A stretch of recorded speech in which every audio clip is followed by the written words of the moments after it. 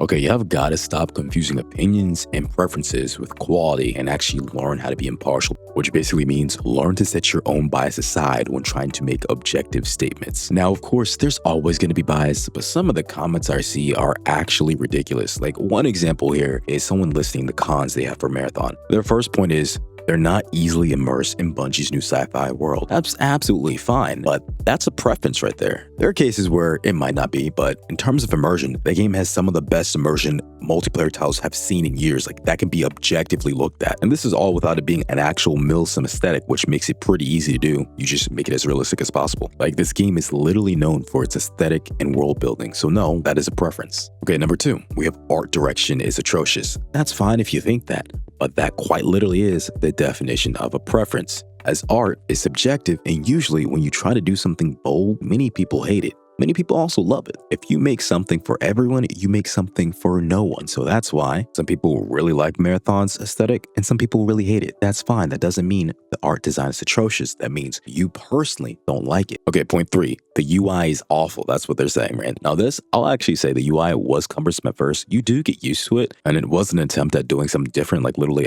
everyone has complained about the Hulu aesthetic on all video games. However, I'll give you that. It quite simply is not intuitive, regardless of art direction, because there are quite literally some points in the game that just don't work as smoothly as they could. Like for example, the heal wheel, that is not intuitive, regardless of art direction. That just could have been done better. Now 4, they say, I hate whenever you get killed, you don't get to keep the weapon. When I read this, I genuinely thought this was satire. I thought the entire thing was satire. But I cannot stress enough, this is a preference, and it's a preference of a game style. That means you don't like extraction shooters. Arc Raiders is quite literally the same way. Tarkov is the same way. When you get killed in extraction shooters, you don't get to keep your things. This is literally like being mad that you can't full sprint in CS. That just means the game is not for you. So yes, it's a preference. And then point 5 they basically said it's overall not a fun experience. Lastly, that is a preference in this case. You just didn't like it, which is fine. I didn't like Valorant at first. I literally hated it when my friend first showed it to me.